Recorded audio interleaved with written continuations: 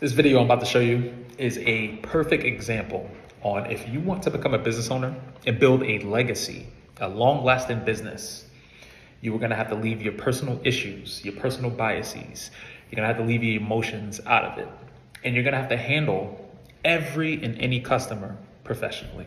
Appreciate that. Dave, Yes. enjoy your pizza as any customer, but I don't appreciate what you do coming in and judging a business with one bite. Well, we do more. Is this your spot? This is my spot.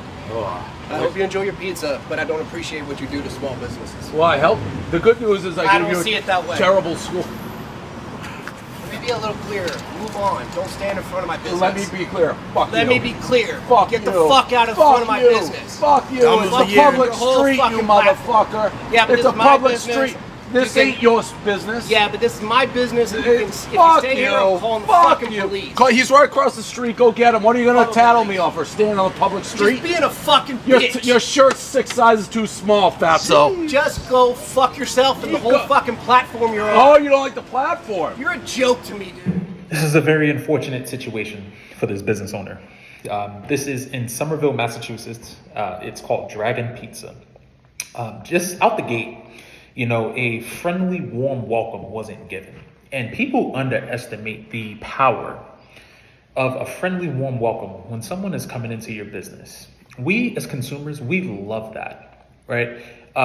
You're able to take somebody's guard down by just saying, hey, welcome in, or I'll be right with you. For me, a pet peeve of mine is if I'm walking into an establishment and I'm standing in line and I'm waiting and you see me, I see you see me and you don't acknowledge me. Some people can call it petty, but deep down, you feel some type of way if you're not acknowledged, right? I'm a patron of your business. I'm spending my hard-earned money, my discretionary income with you. The least that you can give me up front is, hey, I'll be right with you. Or thank you for coming in, I'll be right with you. This owner here, his initial response, whatever his personal issues were, he wanted to dominate that. For one, Dave didn't even know that he was the owner of the business. For one, Dave Portnoy, the founder of Barstools. Barstools, 14.2 million followers on IG. I'm pretty sure millions of followers on Twitter. But what he does is he goes around to different pizzerias and he rates them off of one bite. Right now, granted, at the end of the day, it's a fucking opinion. It's an opinion, right? But let's be smart here.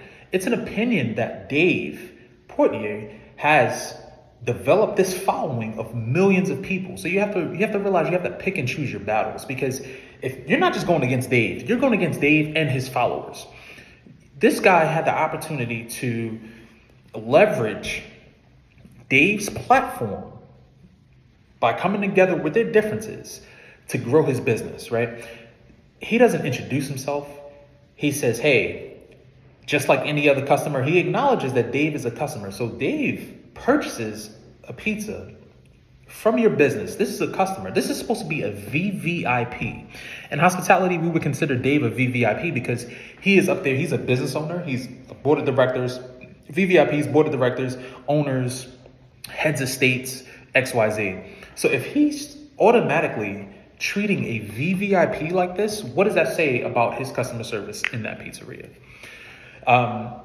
Whatever his objective was, whatever his point was, he wanted to get it across. He didn't want to listen because Dave actually said, hey, I actually help business. He says that I don't see it that way. He didn't give Dave a chance to explain. When Dave, in all actuality, during COVID, he actually raised $46 million for struggling restaurants that were affected by COVID-19. Now, granted, of course, because of his following and his opinion, he has hurt certain small businesses because he didn't like the taste. He didn't like their business. And in this particular case at Dragon Pizza, Dave didn't like how, it was too much Parmesan, right? And Dave even says, if you like Parmesan, this is good for you, but I don't like Parmesan, which is a personal opinion, a personal matter. And he says this, right? But the owner, where he goes wrong is he's lashing out because of what he doesn't like. And this is where a lot of us go wrong because we're focusing on us. It's just us.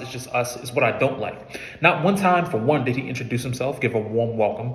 Not one time did he say, hey, what is it about you just taking one bite help me to understand, how did you arrive here, right? Not one time did he try to understand what was his experience in his establishment. Hey, what did you think of the pizza? It could have been an easy fix. If he would have just said, hey, it's too much Parmesan, I'm pretty sure that owner would have gone back into his restaurant, made him another pie with less Parmesan, and they probably would have been probably would have been good. But because this owner had personal issues, whatever he's dealing with, he lashes out at the man who could have probably, and still, his business is probably still going to be good because people love drama. People who are against Dave and his platform, who don't like Barstools, they're going to patron that business. They're going to go to that business and they're going to hype him up and be like, well, you told him, I hate that guy, XYZ, whatever. It doesn't matter. We know how people are, right? But you also have to remember that this could have gone completely different. This man could have exploded in a matter of 24 hours. Now, apparently he did because they posted that he was sold out within 24 hours with the ingredients or whatever, right? But there are just certain ways you go about things. Do you think you would see Bill Gates in a Microsoft store cussing somebody out? Do you think you're going to see Elon Musk in a Tesla dealership cussing somebody out? Absolutely not. Do you think you're going to see the Marriotts at a hotel cussing out a Bonvoy member because they complain? Absolutely not. You know what they're going to do? They're going to make sure that they're going to go above and beyond to do whatever it is to restore faith, to restore trust in that customer. And this is where you have to, and you don't think they're pissed off? You don't think they want to tell somebody, get the fuck out of here, right? Like, customer isn't always right, but you got to play the politics, right? So in this situation here, now you're faced with a total of, and then it was bad timing because Dave actually goes on Tucker Carlson's network. He has another 10 million. So this is a total of 31.6 million viewers, followers. Even if 1% of this following comes at you, this is 316,000 people that now hate you. Why do you want that type of hate? Why do you want that type of attention? And of course, lo and behold, Yelp had to shut off their reviews because of why? Yes, you guessed it. Random people, these followers, are leaving reviews, of course, because of the situation that we just witnessed. If you want to build a business and you want to build a legacy, a lasting business, you are going to have to put your emotions and your personal issues to the side. You're going to have to be empathetic. You're going to have to be sympathetic. You're going to have to want to align and understand where your customer is coming from so you can correct those issues. Now, granted, there are going to be certain issues that you cannot solve, but this was an easy fix. But in my opinion, because he was so gung-ho on how much he hated Dave, he didn't want to, for one, introduce himself. He didn't want to try to solve the problem. He didn't want to learn about Dave's experience. And hey, how did you end up here? How can you help me? How can I help you? Don't be this person. This is crazy.